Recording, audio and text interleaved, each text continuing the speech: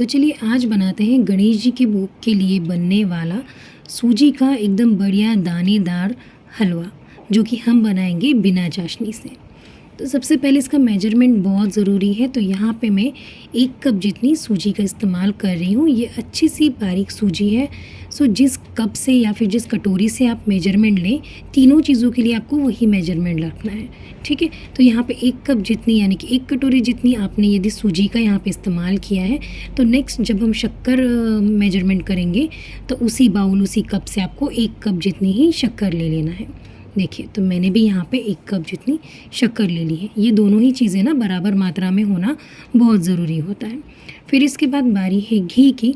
तो देखा जाए तो घी वैसे तो इक्वली ही लिया जाता है, लेकिन यहाँ पे मैं उस मात्रा से थोड़ा सा कम यानी कि 2/3 कप जितना घी का यहाँ पे इस्तेमाल कर रही हूँ।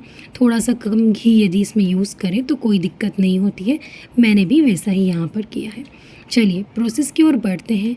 सबसे पहले हम क्या करेंगे, कढ़ाई में हमें यहाँ पे थोड़ा घी गर्म कर लेना है। यानी कि मैंने यहाँ पे ना पूरा घी यूज़ नहीं किया है, थोड़ी थोड़ी मात्रा में हम इसमें ऐड करेंगे। ड्राई फ्रूट फ्राई करना है मुझे, तो पहले मैं इसमें ना किशमिश को फ्राई करूँगी। गैस की फ्लेम देखिए ज़्यादा नहीं होना चाहिए, यानी कि घी जो है यहाँ पे गर्म नहीं होना चाहिए, वरना ये जो किशमिश होते हैं ये जल जाते हैं। तो हम क्या करेंगे यहाँ पे बिल्कुल जब टेम्परेचर थोड़ा नॉर्मल है उसी दौरान मैंने इसमें यहाँ पे किशमिश डाल दी है। और ये अच्छी तरह से, ये देखिए आप देख सकते हैं कि बहुत अच्छी तरह से यहाँ पे फ्राई होकर फूल चुके हैं। वरना होता क्या है कि जब आप हलवे में इसे खाते हैं तो फिर थोड़ा कड़वा सा फ्लेवर आता है। इस तरह से जब आप फ्राई करेंगे ना तो आपको किशमिश बिल्कुल भी कड़वी नहीं लगेगी। सो बस लो टू मीडियम फ्लेम पर आप इसे इस तरह से फ्राई करके निकाल लें। अब सेम वही प्रोसीजर हमें यहाँ पे काजू और बादाम को फ्राई करते दौरान भी करना है। तो इन्हें भी हमें बिल्कुल लो टू मीडियम फ्लेम पर अच्छी तरह से भूनना है। हाई फ्लेम पर यदि इन्हें भी आप भूनेंगे तो ये जल जाते हैं, इनमें क्रंच आपको बिल्कुल भी नहीं लगेगा। और इस तरह से यदि आप भूनेंगे ना तो जब आप हलवा वगैरह जो बनाते हैं कोई भी चीज़, तो उसमें जो ड्राई फ्रूट का जो फ्लेवर आता है, जो क्रंच आता है ना, वो बहुत ही टेस्टी आता है। तो मैं तो हमेशा हलवा बनाते समय इसी तरह से इन्हें लो टू मीडियम फ्लेम पर अच्छी तरह से क्रंची होने देती हूँ। और फिर बस इन्हें भी थोड़ा सा कलर यहाँ पे ब्राउन दिखाई देने लगे तो फिर निकाल कर अलग कर लेना है।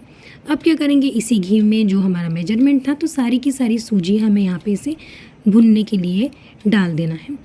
सो यहाँ पे ना गैस की फ्लेम का ध्यान रखते हुए बिल्कुल लो टू मीडियम फ्लेम पर हमें सूजी को भूनना है।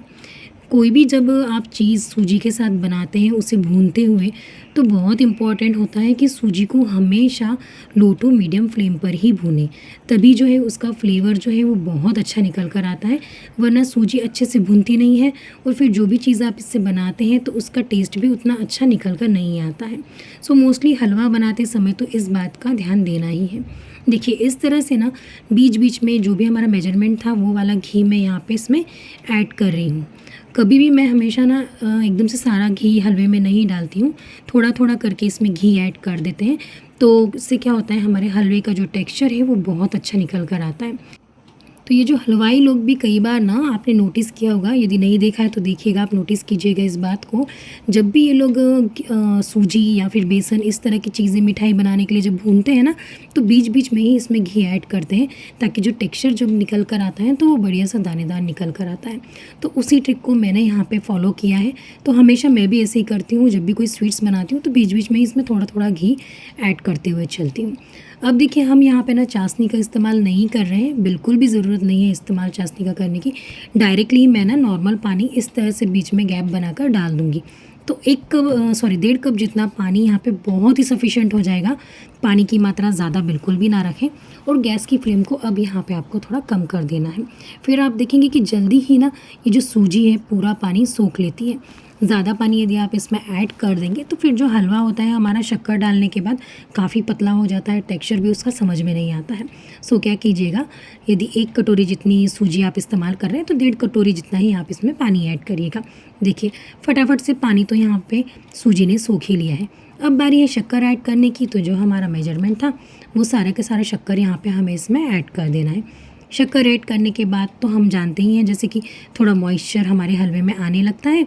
और फिर देखिए यहाँ पे मैंने इसमें ड्राई फ्रूट भी ऐड कर दिए ताकि ईजिली मैं इसको मिक्स कर सकूँ। अब धीरे धीरे बिल्कुल लो टू मीडियम फ्लेम पर इन चीज़ों को मिक्स करना है ताकि शक्कर जो है हमारी वो आराम से सूजी में घुल सके। देखिए बहुत ही आराम से हल्के हाथों से बिल्कुल चलाने की ज़रूरत है।